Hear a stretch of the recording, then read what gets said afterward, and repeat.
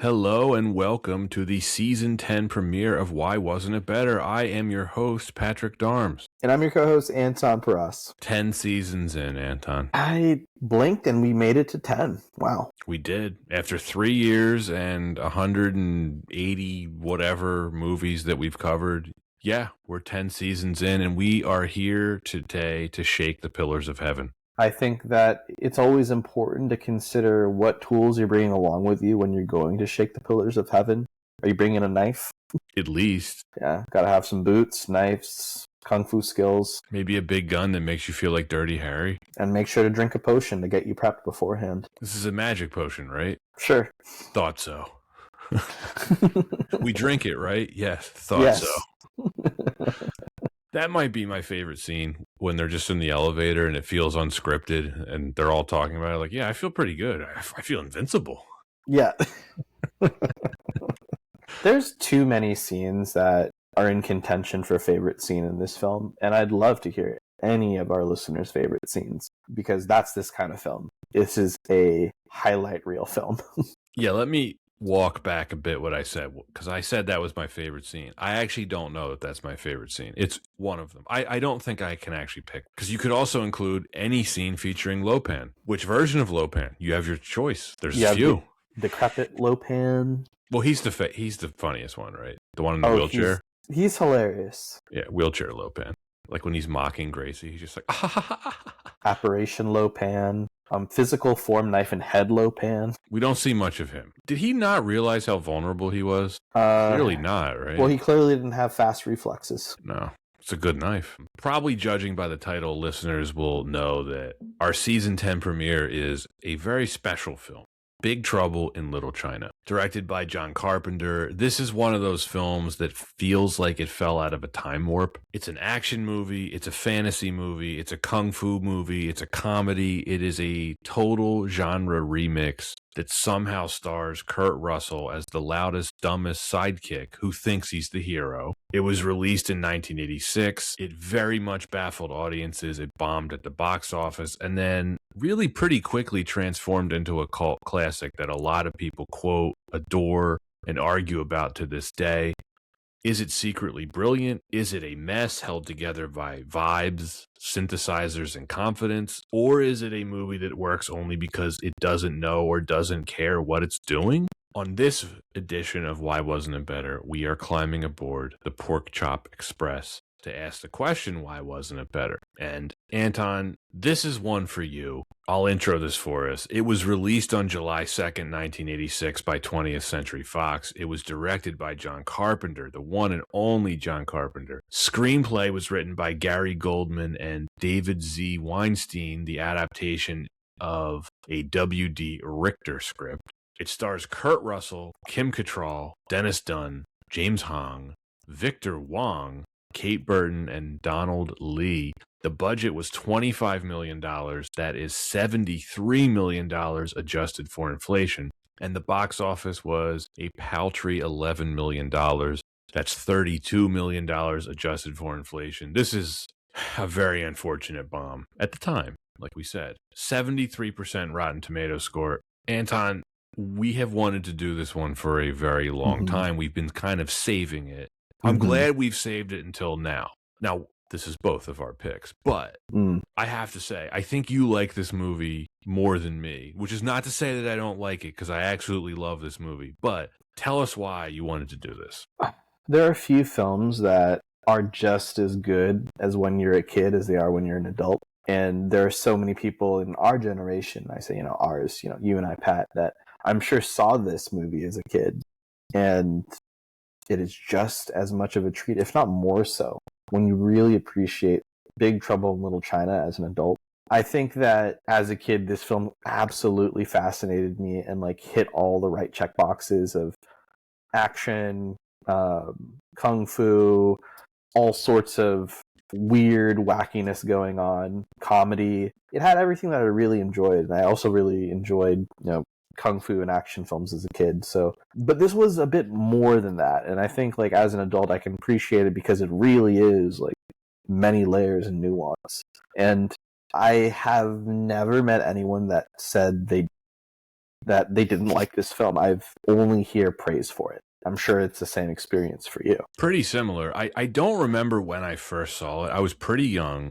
I believe my cousins had it on VHS. Mhm. I think that's how I first saw it. And I couldn't tell you how many times I've seen this over the years. I asked you before we started recording, have you realistically seen this 100 times? And you said yes. Yeah, no doubt. Yeah, and this is, you're so right about the list of films that you enjoy as a kid, equally as an adult. It is pretty short. I think I enjoy this more as an adult now, which is interesting. I wouldn't even call this a kid's movie. It could be a kid's movie, but it's not. Yeah, and it's probably in the same vein of like every single kid I knew in middle school watched Big Daddy, even though they probably shouldn't have. Right. Like, every kid's gonna get a hold of this film, especially when the film blew up in the 90s in terms of home video release, right? So yeah, that's how this film found its audience, because I mean, by every available metric, this is the biggest failure of John Carpenter's career. And that's insane to think about, failure in John Carpenter, but he's had a lot of them, actually. Unfortunately, he's a great filmmaker, but we covered another one of his box office failures, of course, The Thing. Yeah, only a few years before this. I would say The Thing has enjoyed basically the same turnaround that this has, probably more so, because The Thing is now considered one of the best movies ever made. I wouldn't quite say that about Big Trouble in Little China, but you're right. It has a pretty high approval rating. I've never met anyone that disliked this film. Yeah, especially for Big Trouble, it's hard because it didn't create a genre, whereas like The Thing was genre defining. But I think that's the fun part about Big Trouble. I think it jumps over a few different genres. Well, it does. And it is confusing because if someone hasn't seen this and you're trying to explain it to them, it's not the easiest sell. Nope. For example, that happened to me earlier today when I was trying to explain this to my sister-in-law and my nieces, and I kind of didn't do a good job of it. I was like, oh, it's funny, but it's an action movie and it's kind of a fantasy movie. And they were like, what? Yeah, it's also like kind of pulpy. It's a little bit of horror elements. Definitely don't take it seriously. It doesn't take itself seriously. Yeah, but it's really fun. You'll like it. There's a Chinese standoff at one point. Chinese standoff, correct. Not a Takalin standoff, but a Chinese standoff. Yes. There's a deep cut for the listeners. Yeah, I mean, unfortunately, not only did this lose millions, the real reason why it was such a failure for Carpenter is this basically broke him. The experience of making this, he lost all faith in the big studio system. He quit mainstream Hollywood, and pretty much for the rest of his career, he would work as an independent filmmaker, with some exceptions. Now, there are fans of Carpenter who are actually glad this happened. There are fans of Carpenter who like the stuff that he did after this. I'm not really one of them. I'll just come out and say this now. The first half of his career, in my opinion, is far superior to the second half. It's probably not a hot take, but this is such an interesting movie because I was captivated by it as a kid. I didn't really know what to make of it. I definitely found it confusing, but I think my instincts about it were fortunately the right ones, because as a kid, I remember thinking, I don't really know what's going on in this movie, but I know that it's fun and I'm having a good time watching it. And as an adult, I still don't really know what's going on in this movie, but it's fun and I had a good time watching it. Yeah, I think that's a good way to put it. And if you see the look on the faces of the different characters at the film by the end, I don't think they know what happened by the end of this film. They definitely don't. Or at least Kurt Russell doesn't. I guess some of the other characters, you could make the case they do, but they just don't tell him. It's a worthy choice for Why Wasn't It Better? This is, I mean, I think we were kind of touching on this a few minutes ago. This is certainly something you and I considered doing very early in the podcast, and we decided to hold off. And I think it's smart that we held off. We didn't hold off for the exact reason of this, but this happens to be the 40th anniversary this year. So we get to celebrate Big Trouble in Little China. Let's go. Let's go, and we may repeat this later. For the love of all things humane, please don't remake this or make a sequel to this. This does not need it. And may the wings of liberty never lose a feather. So quotable. So production history for this. It's a pretty weird one. It came about from an original concept by two first-time screenwriters, Gary Goldman and David Weinstein, no relation. Goldman was inspired by martial arts films that had, quote, all sorts of weird actions and special effects shot against this background of Oriental mysticism and modern sensibilities, end quote. So basically a wuxia film, for all intents and purposes. Weinstein took inspiration from the famous Tong Wars of 19th century San Francisco, which makes sense. Yeah, has there ever really been a proper Hollywood film about that? I know there's a series, like a TV series. Dragon's probably one of the best series that covers it. Or I forget if that's the name of the title, but it was it's on HBO, right? And was licensed then to Netflix. I can't think of a film that necessarily covers it. Might be owned by Netflix soon. Ooh, you never know. This could be a very dated episode. Well, I have a feeling that Warner Brothers takeover is going to take quite some time to get figured out. More hostile takeovers, indeed. Something like that. I don't know. It's been initiated by David Lopan. So these two screenwriters, their initial draft took place in the 1880s, and it featured a cowboy and railway worker. It was titled Lotus, but after shopping the script around, it was soon optioned by 20th Century Fox and renamed Big Trouble in Little China. The cowboy railway worker thing made me think of Shanghai Noon. Yeah, I could see that. It's also just possibly not related. I don't know. It reminded me of that, though. The buddy cop thing, not the buddy thing. Yeah, the buddy thing I see. It also just, I think it was just a really common trope. Yeah. Well, then I'm sorry. So the Fox executives disliked the Old West setting. Goldman and Weinstein were unwilling to make any changes, so Fox brought in script doctor W.D. Richter to rewrite their screenplay. He modernized the story and he wrote it nearly from scratch in his own words. He also changed it to a comedy. The straightforward cowboy hero, Prescott, was reimagined as the blowhard trucker, Jack Burton. Richter is the guy who wrote and directed The Adventures of Buckaroo Banzai Across the Eighth Dimension, if you've ever seen that movie. Yep, that one's a bit of a cult classic. It has some similarities to this for sure. I haven't seen it in a really long time, so I don't remember too much about it. But the long title, I think you can see the association too. Yeah, and at one point, Richter imagined this as a sequel to that of sorts, but obviously it did not end up being that. He rewrote so much of the screenplay that Fox wanted to deny Goldman and Weinstein writing credit, and there was, of course, a dispute with the Writers Guild, and the pair retained credit while Richter was given an adaptation credit. The producers approached John Carpenter in July 1985 with the idea that he would produce an adventure movie in the model of Indiana Jones. No surprises there. Having found the earlier Goldman and Weinstein script creative but unfocused, calling it, quote, too huge and bizarre, end quote, Carpenter was impressed by Richter's script of, quote, an action-adventure comedy mystery ghost story / monster movie, and he agreed to direct. So Carpenter saw Big Trouble in Little China as the opportunity to fulfill a decade-long desire to make his own kung fu movie. In fact, he turned down The Golden Child to do this. Go check out that episode with the Film Strip podcast crew. He made his own script contributions, removing a few action sequences due to budgetary restrictions and adjusting material that could offend Chinese Americans. The film's production was partially shaped by competition with Paramount Pictures' upcoming The Golden Child. The two movies share similar themes, both comedic action adventures following a Californian everyman drawn into a plot centering on Chinese mysticism. Very different films. The box office draw of superstar Eddie Murphy led Fox to fear their movie would lose in direct competition. To beat the rival production to theaters, Big Trouble went into production in October 1985, so it could open in July 1986, 5 months prior before The Golden Child's Christmas release. The film had limited pre-production schedule of 10 to 12 weeks.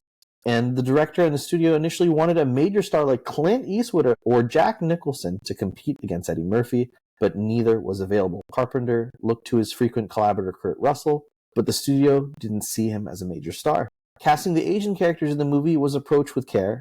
Year of the Dragon, released the year before, had drawn much controversy for its depiction of Chinese Americans. Carpenter and producers met with community leaders to assuage concerns about the writing of the movie and hired a casting director who represented many Asian and Asian American, or who represented many Chinese and Asian American actors. Although the early exterior establishing scenes were filmed on location in Chinatown, San Francisco, most of the film was shot on sets built into the Fox lot in Los Angeles. Principal photography lasted 15 weeks from October 1985 to January 1986. The $19 million budget quickly grew to $25 million, and Boss Film handled the visual effects. Richard Edlund, head of Boss, described Big Trouble as probably its favorite film at the time after Ghostbusters. And one of the most difficult effects was the Guardian effect, a floating creature dotted with eyeballs that scouts for Lo Pan.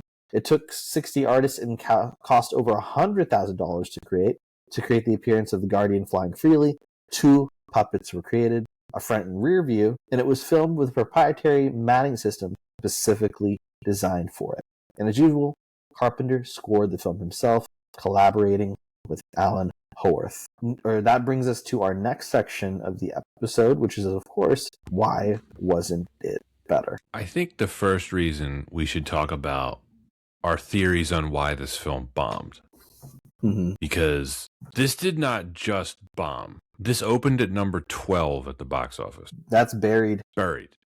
Completely ignored. It did terribly with critics. Nobody saw it in the theater, right? I mean, it's just one of those movies. If you open at number 12, you're right. Buried is the word. It's over. And I was trying to think about this. So it is a hard movie to nail down. Like if you're trying to explain this to someone, how do you sell it to them if they've never heard of it and they have no context? It's pretty difficult. I don't know what Fox's expectation for this was. Now, I did read a little bit doing the research that it initially tested well, so they kind of thought it would do better than it did. But if they were expecting this to be a hit, Anton, I mean, personally, I completely see why this bombed. This is a pretty crazy film to analyze. I can only imagine how difficult it was to market. Kind of like I was just saying to you, right? Like, how do you explain this to someone if they've never seen it before? How do you sell them on it?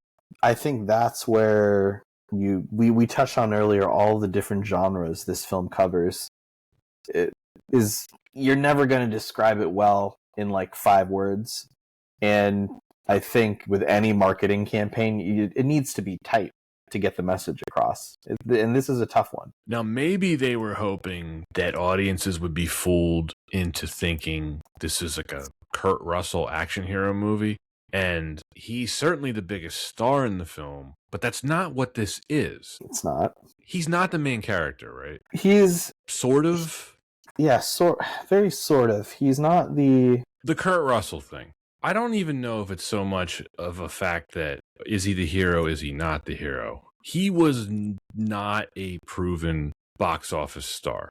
And that doesn't mean that I don't think he's a good actor. I'm a big fan of Kurt Russell, but if you look at his career, and we can talk about him a little bit later, his box office viability has kind of gone up and down over the years. And I can see why initially the studio didn't want him for this. Yeah, definitely could see that. But today, he's doing pretty good. He's doing great. He's had a great career. He's had his ups and downs, but he's always kind of been relevant. He's always kind of been in good roles. Been great roles. Yeah.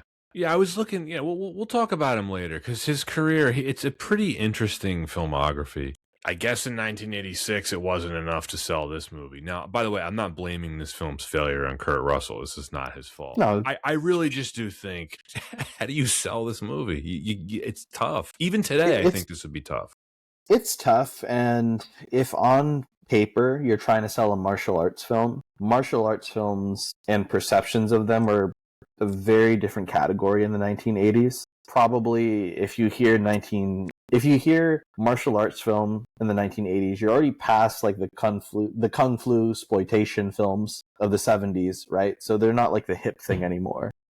No. You have the Karate Kid, which did well like earlier in the 80s, but that's a very Western movie, though. I wouldn't call that. That's not a kung fu movie at all. It's a sports movie. Yeah, and then otherwise you get, then again, very niche movies, whether it's like Armor of God 1 that released in 1986. Pretty fantastic. How did that release in North America? Was that basically an indie movie? Very small, but it did have an American release. Like 16 million at the box office. Let's go. Not bad.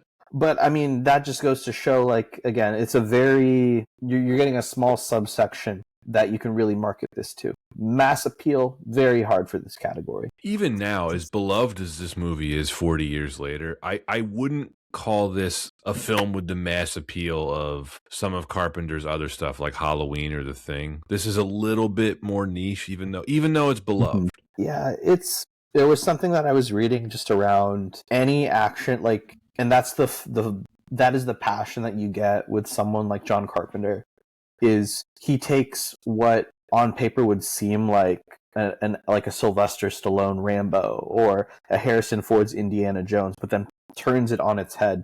And he does that despite the studio not really knowing what to do with not knowing what to do with his art. And I think it's a very brave move on Carpenter's part, but from like a studio perspective, like I'm not really too sure how you push it out easily. With the box office competition, I mentioned how this opened at number 12. So this is basically what was dominating at the time in the summer of 86. Top Gun was enjoying its massive theatrical run still that had come out in May. But this is, of course, when movies were in theaters much longer. That was the biggest hit of 1986. Aliens had been released 2 weeks prior to this. You also had The Karate Kid Part 2. Speaking of The Karate Kid. Yeah. I really like The Karate Kid Part 2. It seems like not a lot of people do, but I enjoy that film. So I think it's a pretty fun sequel. Speaking of another series, or not that this is a series, but another film that was trying to go after the Asian elements. Because remember, that's the one where they go to Okinawa and they're like, well, let's bring in the Asian parts of this film. It's not enough that we just have Mr. Miyagi. Let's go to his homeland. The best part, so not that film, I enjoyed too. I think the best part, like, do you remember like the Hilary Swank Karate Kid film? Unfortunately, yes. It's a terrible movie. Yeah. Well, the best part of that film is when the crew from Japan comes and like they like go bowling and stuff, and they're killing it bowling. The monks. Is that a favorite film of yours? Just that scene. Okay. You want to cover it? I mean, that'd be fun. Really? You think?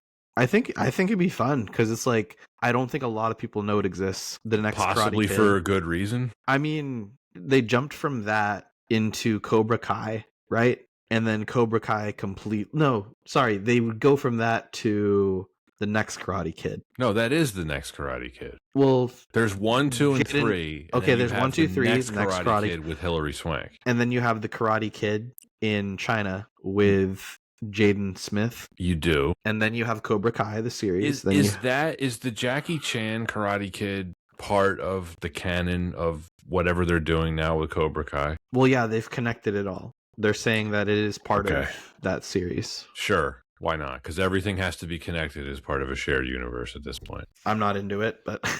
I'm not. Yeah, so The Karate Kid Part 2 was a major competitor for Big Trouble in Little China. And then, of course, another part of this, of why I think this film didn't turn out the way Carpenter wanted it to, is they had to, push this up to avoid competing with The Golden Child. It's never a winning strategy when part of your release schedule is, well, we need to get this out before another film releases because we don't want to compete with that one. That's a red flag. I mean, look, if it's a red flag, but is it also just lazy on the marketing department if they can make Crocodile Dundee work, but they can't make this work? Yeah, and it also leads me to believe if they're willing to if they're willing to push this film up so that they don't have to compete with another film, it's like, isn't that already conceding that you think this one's going to be a failure because you don't think it can compete? So we're looking at you, Hollywood. We're looking at you, big studio, I guess. I don't know. Dropping the ball here. I mean, and another way to look at it is, who cares, because 40 years later we love this movie. Yeah. I mean, I think part of it is just the one could argue if there was a better packaging on the film and it does better in the box office, you probably get more support for John Carpenter. He has a very different career in Hollywood. But lack of that, we really just get like a very fantastic film all those years later. But there is evidence with the home video sales and just the home video rental that there is an appeal here, and I can't say it's probably like the video cover that really enticed people, even though it pretty neat cover, but you still also had the film poster. So there was just really a huge disconnect with whatever they were trying to sell to people back in the 80s on what this film was. Right. It's a good point. Because 40 years later, talking about this now, we don't care. We love it. And then our podcast is called Why Wasn't It Better? So it's like, what could have actually improved this film? I don't know. I mean, I'm kind of happy with the way it is. Mm-hmm. Now, I'll try to throw a couple things at you later about you could maybe throw darts at a couple things here and there, but it is a completely unique movie. And unique movies are usually either extremely successful or massive bombs. And we have the case where this unique movie is absolutely beloved. It is now. I was thinking about this too. So Carpenter has basically directed two of the best bombs of all time, right? This and The Thing, in terms of like box office failure versus approval rating and how they're perceived and rated now, right? Like The Thing, one of the best movies of all time. I don't think Big Trouble in Little China is considered one of the best films of all time, but it's a cult classic for sure. Everybody that's seen it likes it, loves it even. Right. I would also put on this list Blade Runner and Brazil, two other 80s films, like just completely ignored when they came out by audiences, and years later, very, very highly rated, particularly Blade Runner. Yeah, it's like what gives a lot of love, but I think opportunities for home release or re-release is able to let things shine again. And I think of Family Guy when I think of that. Right. It's a good, I mean, well, Blade Runner is a good one because I don't know if they tried to sell it as some kind of an action movie, and it's like, it's not that at all. It's pretty slow. No, it's a pulp detective film. But yeah, it's film noir. Yep, just film with noir. Robots, androids. And then they tricked everyone again with 2049. Which also didn't really do that well. But I think time will tell that's like much more highly received. It's very highly rated. We're going to have to cover both of them because they both fit the bill for Why Wasn't It Better? Particularly the first one. Because, I mean, it was completely ignored. I think we should talk Replicant Gosling first when we do. Have you seen the Blade Runner anime series called Black Lotus? Yes. Is it good? I like it. How many episodes? It's like not that many episodes, right? No, it's a short series.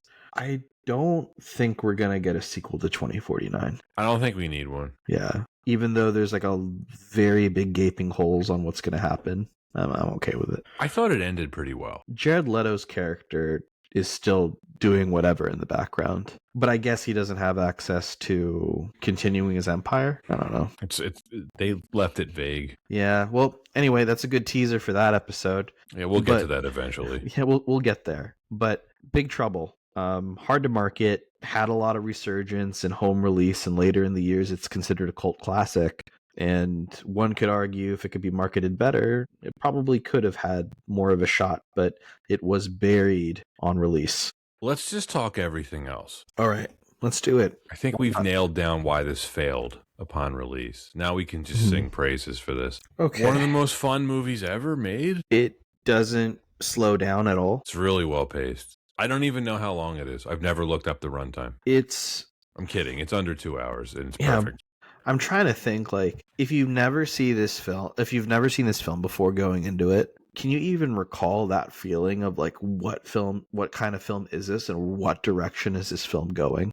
Because it does a great job of revealing itself. I wish I could remember the first time I saw it and the first time I experienced it. Like I said, I'm not exactly sure when I first saw it. And when you're watching all this unfold, none of this should work on paper. Like, it's total nonsense. Oh, he's gambling over his truck in the beginning? I don't think he's gambling his truck. He's just gambling money. But the whole thing the whole plot gets, his involvement in the plot gets triggered is because, what's his name owes him money. Yes. Wang. Wang owes him some money. And that's it. That's the whole reason he's involved. And they're friends. Yeah.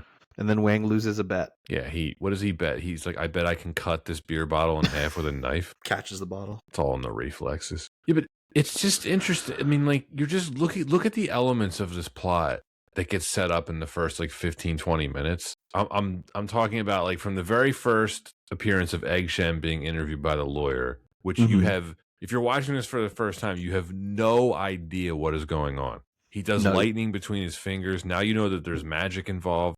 And then it cuts to Kurt Russell driving his semi in the rain, wearing sunglasses, sort of doing a podcast on the He's CB radio. he's recording his Joe Rogan-esque podcast. Yeah, pretty much. And he gets into San Francisco and Chinatown, and he's friends with a couple different Chinese guys. Then they witness a giant gang fight, but there's gunfights and magic, and you're like, what is going on? Yeah.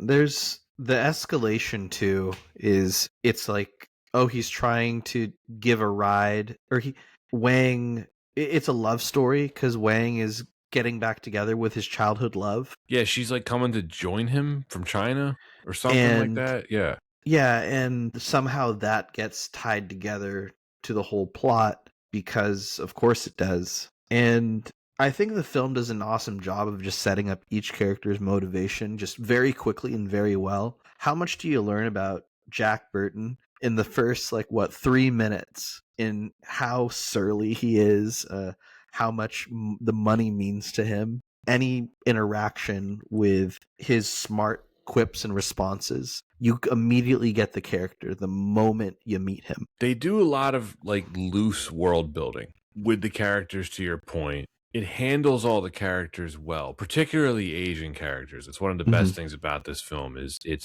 is obviously a product of the 80s, but they handle the Asian characters well. Where, most of the characters in this film are Asian, whereas the white people, it's basically Jack and Gracie. And what's the reporter's name? Oh, the other reporter. Yeah, she doesn't really even need to be in the movie. What's her name? What is her name? Margot.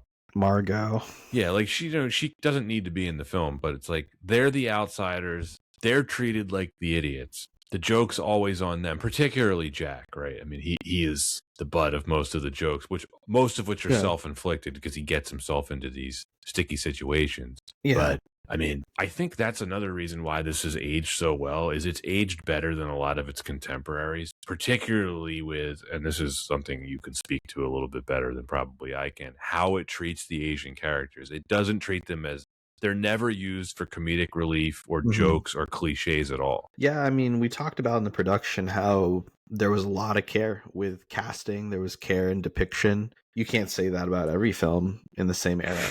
But no. I think that if people are going to point at this film and say, well, this still touches on stereotypes or this misrepresents Asian culture or Chinese culture, I'd say, well, lighten up a little bit, have some fun. But also, this film does a fantastic job of depicting Asian characters as very capable, as the heroic leads, as intelligent, and, well, yes, actually, they can hold themselves in a fight very well. So I think this, combined with all the elements of this film, I think the depiction of race is one of the big pluses for me. Yeah, Wang is a complete badass. Oh yeah, Wang is gonna go through, gonna shake the pillars of heaven for his girl. He does. There's such a timelessness to this film too, right? I said a couple minutes ago, it's definitely a product of 1986, but it's aged really well. And at the same time, it could have only been made in 1986 with the tone of this film. It has this campy, Reagan era tone to it, but it wouldn't have worked the same way in 1996 or 2006 or now. It had to be made at the time that it was made. Yeah, and it was a contemporary film in depiction of setting, right? So this was meant to be modern day, but because of the elements that it includes centuries old characters, depictions of bringing in theoretically, this is a place that's been around for hundreds of years, and these are there's a quality about the mysticism in the film that also brings it to a time that's not of the modern day, and I think that actually helps keep it fresh because that's a time that everyone can jump to as soon as you get to it. And the tone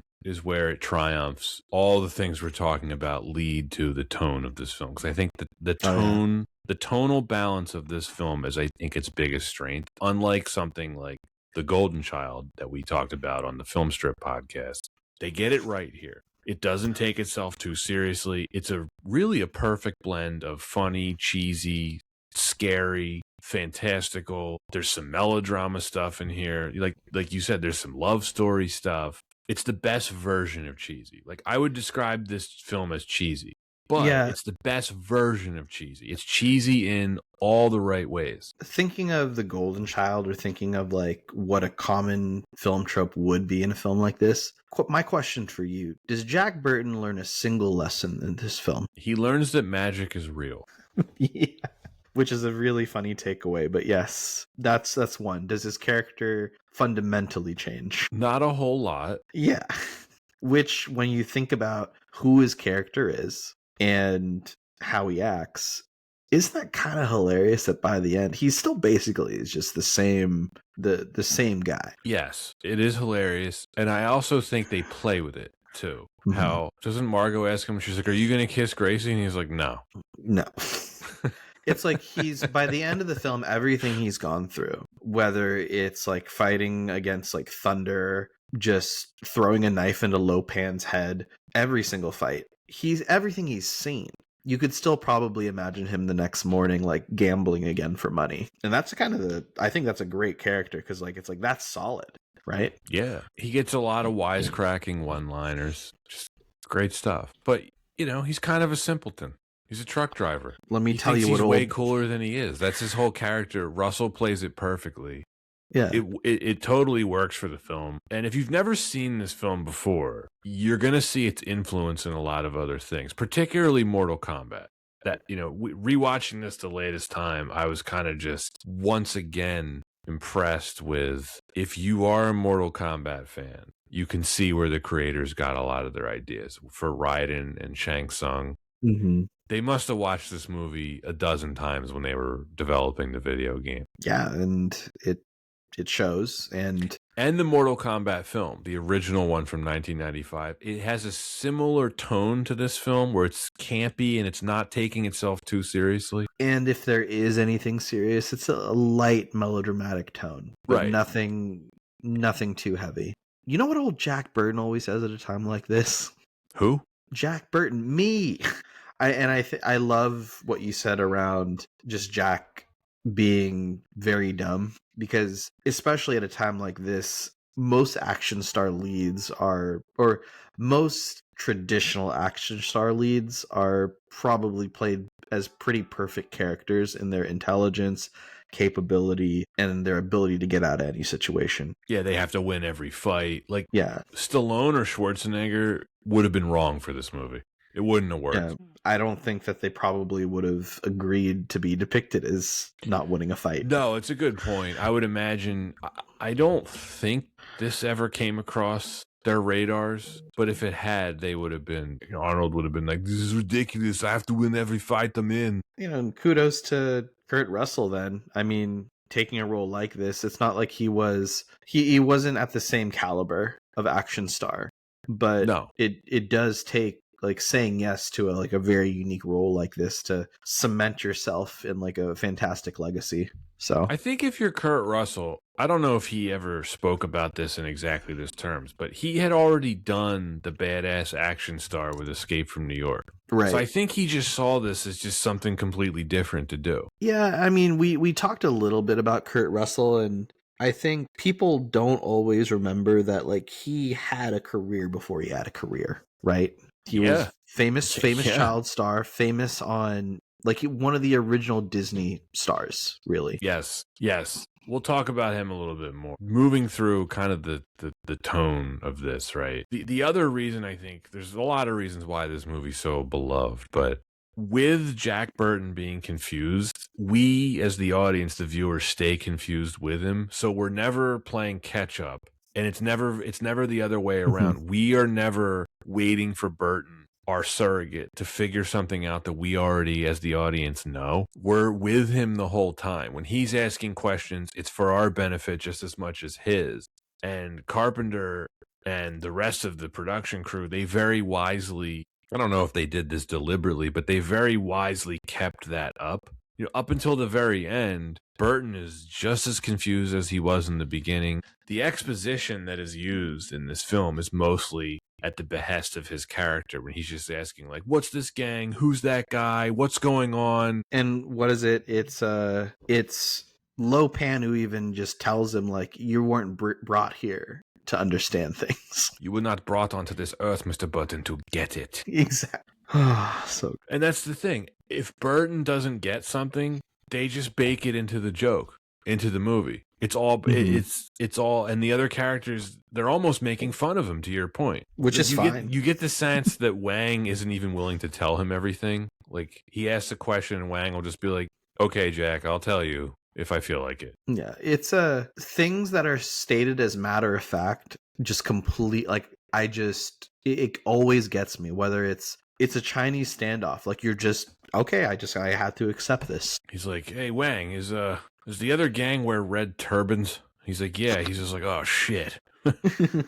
It's pretty rare for this podcast. It's one of the few films we've covered where the plot is total nonsense, but I don't mind because Right. they don't explain anything. They don't elaborate on anything. So by doing that, they avoid falling into plot holes. Everything is kind of just unfolding around you as you watch it. So you kind of don't have a choice but to go along for the ride. And because they don't really elaborate on anything, they are never put in a situation where the script has to contradict itself. Exactly. But the exposition of the characters around them give you just enough to move the story along. Just enough. Whether it's Gracie Law introducing herself and exactly what she is and her motivation. What does the store owner ask? He's like, "Why is Gracie Law the lawyer here?" Yeah, why is Gracie Law from renowned lawyer? Yeah, it's pretty quickly the film establishes we're in this pretty weird world. There's some rules associated with it, but they're minimal. It doesn't really violate those rules because it barely defines them in the first place. Here's what we know about the plot. Number one, Lopan needs a green-eyed girl and a flesh and blood body to restore himself, right? They clearly state that. Number two, the three storms are his enforcers and they have supernatural powers. Number three, we know magic exists. All the old Chinese mysticism is real. Chinatown is like this pocket universe. And that's it. Once those ideas are on the table, the movie never contradicts itself. It just it sets that up. It sets the table for us and it allows us to feast. Yeah, and that's a great way. I think that's a perfect way to put it. I think everything within that realm is fair game, and it's tone. And I really do think it is tone that moves the needle of how you're going to receive it. Because what you just shared also, if played too straight, the crowd is just not going to take seriously. Or if it's played loosely and written well and able to laugh at itself, then the crowd's going to eat it up. And that's what we do. We eat it up. Because I was trying to think, there's basically three monsters they encounter. There's the Guardian, the thing with the eyes. There's that hole in the wall monster that eats one of Egg Shen's men. They never elaborate on that again. And then there's the wild man monster that pops up at the end. It just comes out of nowhere. It's not really explained. The only thing, like a Yeti. Yeah, it's credited as wild man, the creature, but it is sure. The Guardian is the only one that gets any kind of exposition where Egg Shen just says oh, he sees everything for Lopan. But it's really funny because when we first see it pop up on screen, Burton very hilariously says, remember, he's just like, "Come on, what is that?" And then I love when he shoots it and it just flies away and he's like, "Well, you never know." But it's just like you were talking about. Everything gets treated as seriously as it needs to be taken. When the Guardian pops up, there is no way to take that monster seriously. It looks ridiculous. It's kind of creepy, but it is ridiculous looking at the same time. I think it's one of the great hallmarks of any John Carpenter film is just the practical effects put into play. But it's also a great effect. It doesn't look like anything else in the film. No, you can stab it, but shooting it doesn't do anything, apparently. Yeah. It doesn't look like anything else I've ever seen, period, in any movie. It's pretty unique looking. Yeah, and kudos to that. But yeah, very it's really interesting with just kind of these unique concepts because you get the Guardian and then you have the Yeti wild man character who, by the way, is a really funny character in the sequel comic book. You've read them? I have read them.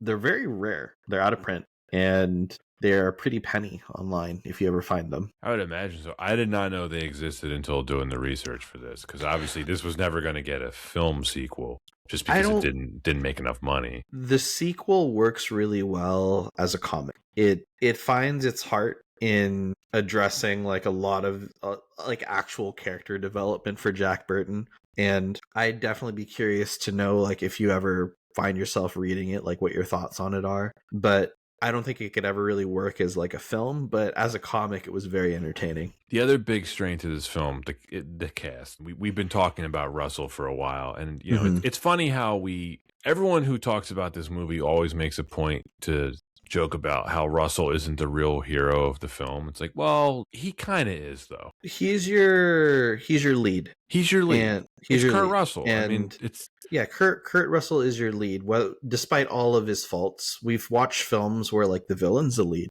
We watch films where not your primary hero may not be the lead. And like I think it's just a very unique film in that way, but let's not get it twisted. Like Kurt Russell is the lead of this film. And he's awesome. He's a buffoon.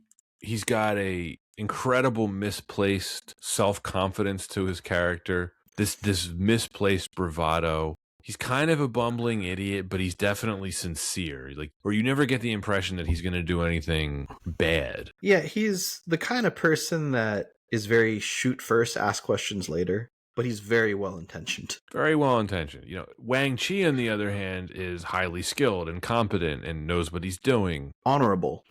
Their chemistry together is fantastic. They make like a wonderful double act. Their dialogue is also hilarious. It is. What is it like? Jack asks, "What does the sign mean?" or "What does the sign read?" It's like a pit of boiling hell. Jack says, "Really? No, just keep out." What's the other thing they say in the elevator? It's just like, "What are these numbers in Chinese?" He's like, "Yes, Jack." Russell apparently modeled his line delivery on John Wayne. You can definitely see it. You could see it. Yeah. I'm a reasonable guy, but I've just experienced some very unreasonable things. I've definitely used that in real life. I will continue to do so. I tend to use you know what old Jack Burton says at a time like this? Who? Me. Oh, what the hell? I do like the speech he makes where he's like, and then he ends it with, like, if we're not back by dawn, call the president. The man's delusional. The man's crazy, but he's hilarious. I think maybe not his best line, but his best bit is when he goes into the brothel undercover with like the glasses on. It's pretty funny. It's also just like he's very down. Like he's someone that, despite the circumstances around him that have thrust him into like this supernatural just conundrum, he really just wants his truck. He does. He's committed. And he really wants his truck. And then once he meets Gracie, he really wants to hook up with her. Yeah. And he will go through great lengths for both, whether it's going undercover into a brothel, which is funny. So you know the Marvel stuff better than I do. This is the biggest influence on Star-Lord in Guardians of the Galaxy, right? Like, this is why they cast him as Ego in the second one. Right, exactly. Very similar characters. They're almost the same character. Yeah, it's really interesting because, you know, and I've had this very similar discussion before. For most Marvel films, that's a common trope for the lead is very capable, smart, quippy, quick-witted character. But Star-Lord and Jack Burton have the similarity of being overly confident, ambitious, but a bit dumb. Kind of dim-witted. We're going to talk about Guardians of the Galaxy Volume 2 pretty soon on the podcast. It's coming up. James Gunn. Just a preview for you, Anton. That ain't one of my favorites. It starts to dive more and more into the very depressing side of the Guardians, James Gunn. Yeah, and that one, that's the biggest example of the side quest Marvel movie where it's like it really doesn't have anything to do with the Infinity Saga. No. And once you get to the third one, gosh, it is just... I didn't see that one. It's a little hard to watch just because of how emotional it is. And then I have to remind myself, this is supposed to be a Marvel film. And we'll get there eventually. Back to Russell. Fascinating career. A pretty difficult career to analyze, right? Because he never got the A-list leading man status of some of his contemporaries, but he always remained relevant. We were talking a bit about him earlier. He was held back for a long time because I think studios saw him as like a discount Jeff Bridges or a Harrison Ford, and I think he's obviously more than that. Yeah, it's interesting looking at his career and thinking about it in different eras because he had his we talked about like major childhood star, just big as part of the Disney star system. So he's what, Zac Efron of his time. I even more than that, because he was Yeah. acting as a very little kid when he was like 6. Yeah, so he's his Jonathan Lipnicki of his time. Sure. But I mean, he's probably the most successful child actor who transitioned into adult acting that I can think of. Yeah. We talked about a few examples. I mean, Natalie Portman's a really great example of someone that transitioned into major roles and longevity very well. Christian Bale, Jodie Foster might be the most acclaimed. I mean, she's a double Oscar winner. Right. And even then, going into his career up to this point, not necessarily your A-list celebrity quite at this time, because he had his bomb with The Thing. Yeah, he had a big hit with Escape from New York. That was a very early like adult role for him. He was I think he was 30 in that. You know, he did a bunch of roles in the 70s when he was, you know, young in his 20s, but like nothing that was nothing a hit. Nothing big. And Escape from New York was his biggest hit, and then he's also you know, the voice of Copper in Fox and the Hound the same year. The Thing bombs. He has a really good role in Silkwood that was really well received. Then he's in a bunch of stuff that doesn't hit. He's in this that obviously bombs. He has some other good roles. Nothing that's like huge, right? Tequila Sunrise, Tango and Cash. He's in Backdraft in 1991, which was a pretty good hit. That's a big film for the studio just because it's an effects masterpiece for them. Right. But you get like then the career resurgence, I think, for him in the 90s. Yeah, he's in nothing, I would say, massive, but he's relevant. He's in stuff like Stargate, Executive Decision. I mean, Escape from LA was unfortunately a huge bomb. Let's not forget Tombstone. Tombstone's the big one. But that wasn't a massive hit, but it was a lasting role for him. But now, beloved for anyone that watched that on TNT. Right. Much like Big Trouble in Little China. I don't think it was a bomb like Big Trouble in Little China, but it's become more popular over the years. It's become a cult movie almost. Yeah. In the 2000s, you know, he's kind of it's up and down. Did you ever watch 3,000 Miles to Graceland? It's an atrocity. And interesting cast, right? Like, just to continue on, he goes from 3,000 Miles to Graceland, a lot of smaller roles, right? Yeah. It's kind of a down period for him. He has a really great role in Miracle, which was a pretty big hit for him. But then he's in stuff like Poseidon, you know, it's like it was a big movie, but it didn't make money. But then he gets back into the limelight, I think, once he starts working with Quentin Tarantino. Yeah. Because he has like a bit of that cult status, being the lead bad guy in Death Proof. It opens the door for him to return again for another film with A Hateful Eight in 2015. A much better film. Yeah. He's in stuff I liked in the 2010s. I really like Deepwater Horizon. And then he's getting paid being in the Fast and Furious series. Right. The point we're making is that even during his down periods, he's staying relevant. Did you ever see Bone Tomahawk? It's a tough watch. It is one of the most disgusting movies I've ever seen. Yeah, I mean, I think it was a good movie, but tough to watch. It's chilling. It's a tough watch. Do they define that as a horror movie? Because it's a western. It's a western horror. Yeah. Okay. Yeah, they do. Yeah. Did you ever see Soldier? To go back to the 90s. Oh yeah. It's okay. You know, and that was a bomb too. Jeez, he was in a lot of bombs. $60 million budget, and it made 14. Yikes. And then what is he? Is he playing Papa Smurf? He is. Oh man. He stayed relevant, man. He's 70 something years old, and his career is stronger than maybe it ever has been. He's probably going to be in another Quentin Tarantino film before it's all said and done. Maybe. I mean, according to Tarantino, he only has one more film in him. So we'll see. We'll see if that rings true. And Paul Dano's going to play the lead. Oh, yeah, of course. Of course. Tarantino, what an asshole.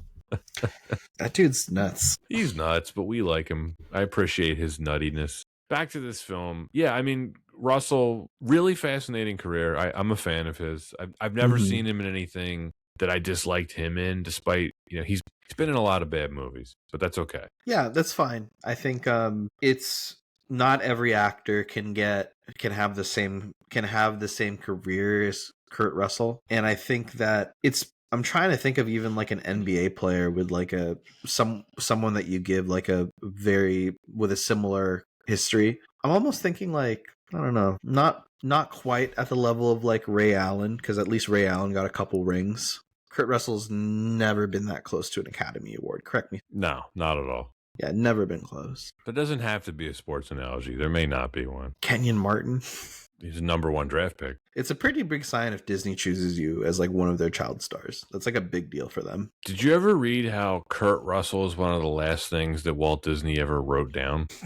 Have you read? Yes, have you I heard remember about this? that. Yeah, I have heard about that. It's like either one of his last words or one of the last things that he wrote down. Which I mean, I guess makes sense because he was a Disney star at the time. So, moving through the rest of the cast, Dennis Dunn is Wang Chi.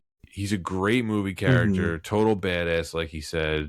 His fiance is totally out of his league. I mean, she is. Yeah, he's hitting up there, right? He was. Fortunately, it was a childhood friend. He was able to get in on that early and lock her down. Yeah, he was able to really let his personality shine through. Maybe she just was attracted to the crazy martial arts that he could do. Because he's like a waiter, right? Is he a restaurant owner? I thought he was. His family owned a restaurant. Okay, yeah. All right, so he's got some skin in the game, you know. Yeah, but his fiance, like, who does not look Chinese at all. Very pretty lady. Very, very pretty lady. Doesn't look Chinese though. No, does not. Obviously, I know there's different kinds of Chinese people. She doesn't look like one of them. She does not look like one of them. But that was common in Hollywood of the era with a lot of the extras. You're like, I mean, this is pretty good though. Yeah, Dennis Dunn, I wish he had a better career. I haven't seen him in much else. When you look at his filmography and then just like his biography in general, interesting guy. Chinese Jamaican? Right. I read that. And did you see that? I mean, it was also around the same period. It makes a lot of sense. A lot of the folks that he worked with in this film, he also worked with a lot of other films together. The Last Emperor. He was in Year of the Dragon. Again, he was. Many other folks in the film. John Carpenter's very next film, Prince of Darkness. Right. By the way, before I get myself into trouble with any of the listeners, the reason why his fiancée doesn't look Chinese is because she's not. She's an American actress. So, just so we clear that up. Yeah, Dennis Dunn never really broke through, but he's great here. I mean, this is certainly his best role. And then Kim Cattrall, Gracie Law, great. Was this this was post Star Trek, right? Oh no, pre-Star Trek. No, it was pre. By 5 years. So, Kim Cattrall, Smoke Show. Yeah, looking good. Always looking good. She looks good now. Always looking good. Victor Wong is Egg Shen, another co-star of The Golden Child. He is a sorcerer who runs a tour bus company as a side hustle. Gotta love that. Isn't he described as one of the wealthiest people in San Francisco? For some reason. Sure. Yeah. And then doesn't dress like it. He does not dress like it. He dresses like a bum. And then we get to the villain of the film, which is an all-time great movie villain in Lopan. And we've sung James Hong's praises before. Yeah, he's been in everything. What's the film The Two Jakes? The Two Jakes. Which is not worth watching. But no, kind of underutilization of him. But long career in Hollywood. Still working today in his 90s, right? He is still working, yes. I was gonna say this is his most famous role, but it might be the voice of Jack Black's father in the Kung Fu Panda series. Yeah, I would give it to that. Or as the trainer in the Balls of Fury ping pong film. That wouldn't have gotten my vote, but sure. He was also, wasn't he the voice of I forget the character's name. And he was the voice of like the magistrate in Mulan. He is in Mulan. Yeah. He had a pretty good role in Archer. Oh, in the Heart of Archness 3-parter, which we were talking about recently. Yes, he was. He plays Bucky. Such a good. That is a great. What is it? 3-part episode. Yeah. Yeah. We were talking about Putty, another Seinfeld crossover. Patrick Warburton. Yes. Yeah, they're both in that 3-parter. I like that line. What does he say in there? He's just like, they not ghosts, they just white. He's an amazing villain in Lopan. It really is a fun villain because he's playing a few different versions of Lopan. Yeah, he's very entertaining to me in the sense that he's evil, but he doesn't seem like too evil. You know what I mean? Like There's some nuance to him. He's gonna bring hell on earth, but like he also just wants a job well done. He's not a one-dimensional character.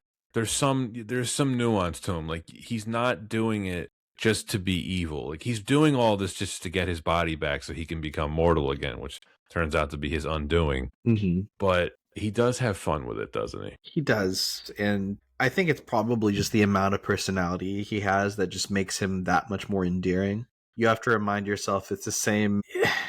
It's the same old man. Like old man Lopan probably is the funniest, right? A wheelchair Lopan, yeah, wheelchair definitely. Lopan, definitely.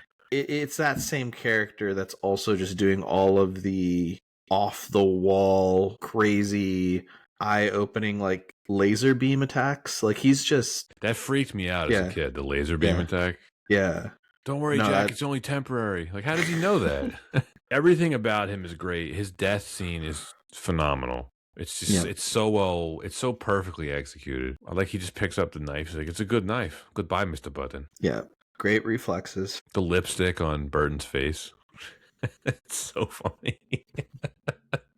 That whole showdown in the Temple of Doom with neon lights at the end, it's phenomenal. There's a lot going on there because the projection, what is it, sword battle between Egg Shen or whatever the heck Egg Shen's astral projection thing is called. I don't think they actually gave it a name. No, they don't explain any of it. Yeah, that was cool. Whatever the heck was going on there, that was cool. Yeah, whatever Dumbledore, Voldemort, Ministry of Magic battle they had going on there. Yeah, whatever You Only Live Twice island battle in the end that's going on. The volcano lair? Yeah, volcano lair battle.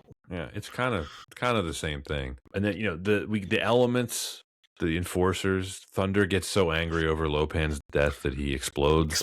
That's still it's one of the craziest effects I think I've seen. Yeah, it's very memorable. Yeah. All the effects in here are memorable. And, Carpenter was dissatisfied with the effects. He thought Boss Film, should have done a better job of it. Yeah, I mean, there's stuff here and there that looks dated, but overall, there's a charm to it.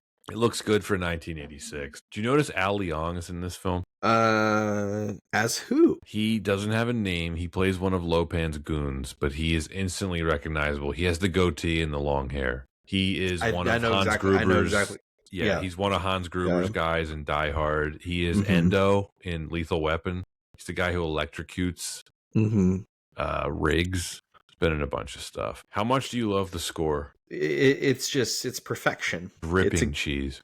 It's wonderful. It's exactly what you want. It's exactly what you want. I'm so glad they didn't go with some kind of Asian motif. Yeah, there's not excess use of gong. Right. It's mostly synthesizers and electric guitars, and it's just it's perfect. It's a perfect 80s action movie score with some fantastical elements thrown in. Yes, tasteful. Yeah, drives the film. We mentioned this kind of at the top of talking about the production, but I mean, this is, in my opinion, a perfectly paced film. There's no part of it that drags. Everything leads into the next thing. They're like, oh, Gracie got captured. Let's go rescue her. It's just bang, bang, bang. It's relentless. Yeah, I think story structure wise, it's fun that there's a lot that's a mystery. I think the concept of magic being very powerful and that you have to believe in it, they establish it very early on, like it's a real thing. It's a great way to just not use magic as a crutch, but just as a key part of the story, because Jack can never really use magic to get himself out of anything, right? Right. They never pause long enough for you to actually think about anything. You're just along for the bus ride, so to speak. Yeah. Back to the effects really quick. Richard Edlund and his company Boss Film, you could do a whole podcast episode about them.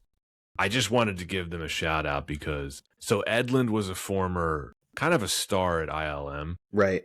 He was a multiple Oscar winner on the Star Wars films, Raiders of the Lost Ark. He was one of the effects supervisors on those films. In 1983, he made the pretty brave decision to really start his own firm to compete with ILM. Because basically up until that point, ILM was monopolizing effects in Hollywood. Pretty much every major effects movie was either done by them or like a studio's own in-house thing. So he created Boss Film, and then the first two projects that he took on were Ghostbusters and 2010. It's a pretty good start. Yeah. And this film has really cool effects. You can definitely see the similarities between this and Ghostbusters. Not just because of the supernatural stuff, but you can tell it's the same effects guys working on. I think it's an era of effects that like we don't really have today. There's been a lot of technological advancements, but I don't think like practical effects and layering of effects are looked at the same way. No, not at all.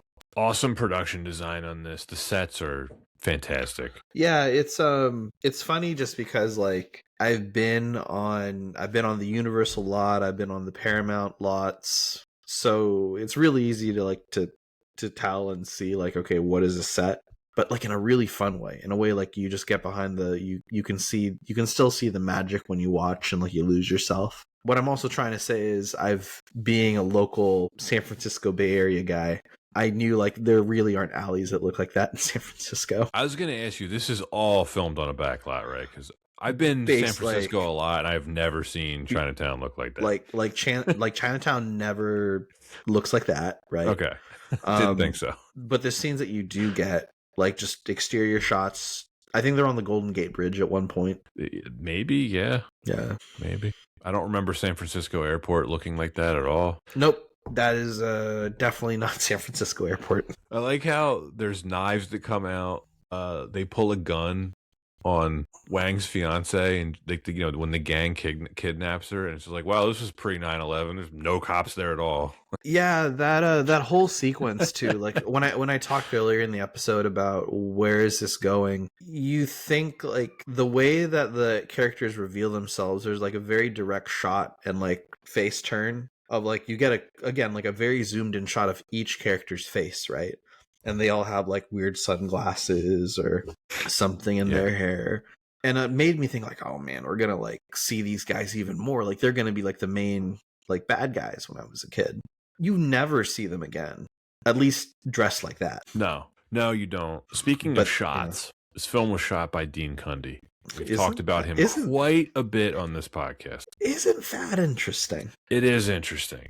It's a really great... This is filmed really well. It lighting all that stuff to appear underground is no easy feat. Cundy does a wonderful job with it. I wanted to point this out to you, Anton, because we're both Carpenter fans. This is the last time Carpenter would use Cundy as his DP. And the film looks fantastic for it. It does. But this is where I'm leading to. I don't think he ever properly replaced him. No. He and Cundy had worked together very famously on Halloween, Escape from New York, The Thing. These movies look tremendous, and none of Carpenter's subsequent films would look this good. For you, Anton, this leads to my last discussion point. Is this Carpenter's last truly great film? Truly great, yes. I really don't think that... Actually, you know what? I'm gonna have one caveat. In terms of just like cultural impact and overall film, I think like this takes the cake, especially when you look at everything after it. But I don't want to discount like some films that really like that also hold like a very special place in cult film status, and then also just influential on culture. Whether it's like They Live, which that influences fashion and like sci-fi. Right. I don't really like They Live. I think it's okay. I understand it's a cult classic for sure. Yeah. But if you look through the rest of his filmography, I'll just rattle it off for you. This is what he made after Big Trouble in Little China. Prince of Darkness, it's okay. They Live, I think it's okay. A lot of people like it. Memoirs of an Invisible Man, stupid. In the Mouth of Madness. I like it. Would you call it great, though? No, but I like it. Yeah, it's fine. Village of the Damned. No. Escape from L.A., yeah. Only one good scene. Basketball scene? Yep. Best scene. I have a soft spot from Escape from LA, but I can't defend it. It's a pretty bad sequel to Escape from New York. Pretty bad. Vampires, pretty bad. Ghosts of Mars, terrible. Kind of fun, but terrible. Yeah, fun but terrible is a good way to put it. And then his last film, which is called The Ward, I've never seen. We can't count it. Like, that's not... Have you seen it?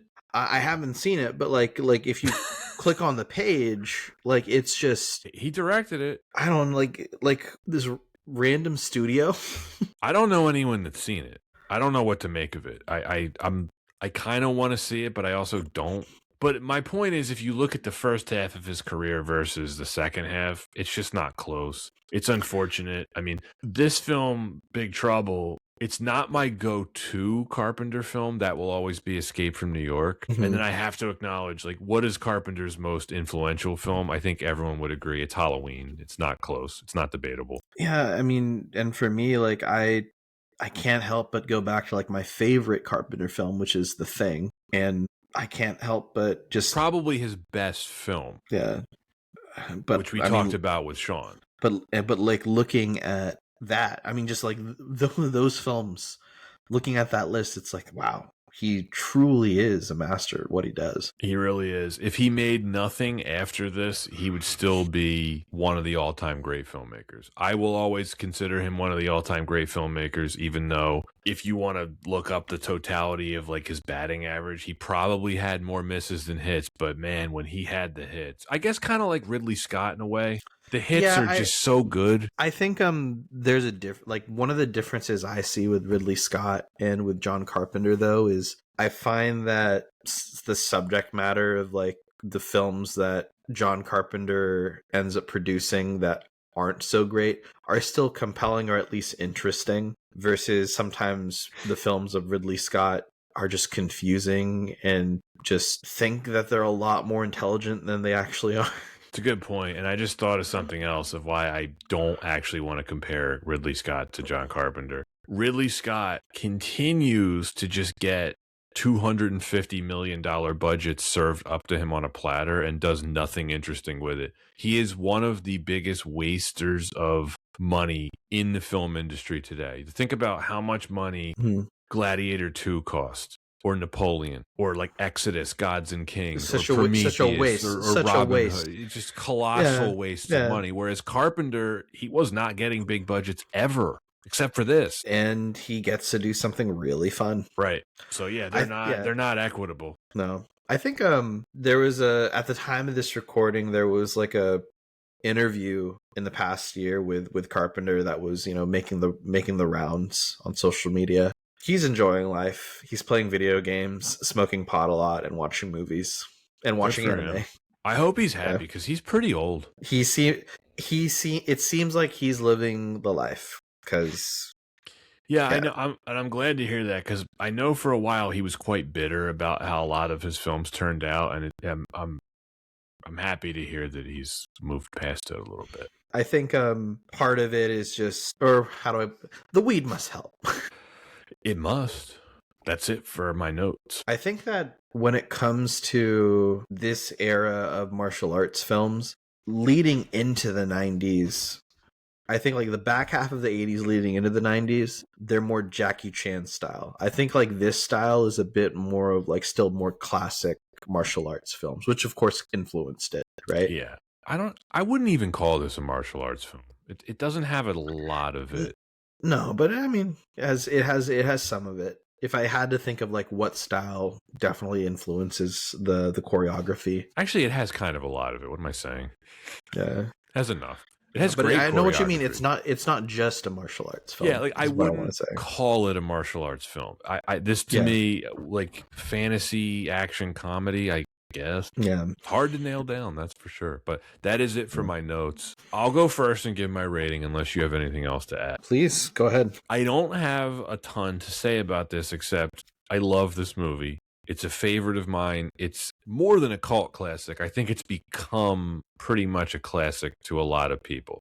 Maybe not on quite the level of The Thing or Halloween or Escape from New York, but it's probably John Carpenter's most fun film. I wrote down it's the greatest B movie ever made, along with Indiana Jones and the Temple of Doom, because there's nothing serious about this movie. It's a B movie. It's supposed to be a B movie. They wanted to make a B movie. They made a B movie. It's a wonderful B movie. It is lightning in a bottle. There is no way to recreate this. For the love of all things humane, Dwayne Johnson, don't make a sequel to this. Don't remake this. It will not work. It will fail. There is no possibility. I talked about earlier, Anton, The tone of this movie could have only existed and been made in 1986. They couldn't do this now. It just wouldn't work. It is a one-of-a-kind movie. I've seen things that have influenced it, and I have seen plenty of things that have influenced by this, and yet I have never seen anything quite like this movie. It takes itself just as seriously as it needs to be taken, which is, it's just a fun popcorn adventure. It's an A for me. If you wanted to throw any darts at the plot, the plot doesn't make any sense, but it's not supposed to. Who cares? I'll even go A+. It really is a movie that I find endlessly rewatchable. I don't know how many times I've seen this. I don't know how many more times I will see this. I don't care, because I could watch this once a week. A+ for me. I think that we really have to look at the year of release, the films leading up to it, the quality of the crew, the pedigree of the crew, to really point at this film has continuously been underappreciated, and really now people can see that it is quite a quality film. There are so many layers to this film. It is a fun, I really love what Pat said about this film being an incredible B movie. And I think that it takes a master like Mr. Carpenter to be able to really take that concept and not only subvert it, but do so in a way that doesn't feel too overly serious, that can laugh at itself and can laugh, but also pay respect to the genre and pay respect to all aspects of just the culture involved. And I feel like at a time when that was not an easy task, or not one that everyone was willing to approach, you get yourself a quality film that has aged fantastically. You don't get a lot of folks wanting to approach a film like this today. But at the same time, it's very impossible to recreate. And I think that when it comes to my preference in film, it not only takes a unique and brave story, but sometimes it's also influencing. And I feel like this film is, or how influential the film is. And I feel like this film is very influential, just because it breaks down at a very digestible way what our expectations are of what a lead can be, what a supporting character can be, what a villain can be, and how a story can move along. And you find yourself fascinated, entertained throughout. And more than that, more than everything I just said, more than the layers, it's just a fantastic watch. It's an incredible movie. And I think it really is getting the shine and the credit it really deserves now. I can't recommend it enough. It's one of my favorite films. Absolutely A+. I just can't. I just can't not give it A+. Love it. Well, that's it for Big Trouble in Little China, our season 10 premiere. We have so much more to offer this season. This is going to be our most ambitious season yet. As always, we thank everyone for listening. If you're new to the pod, follow, subscribe. Every follower matters. Please leave comments.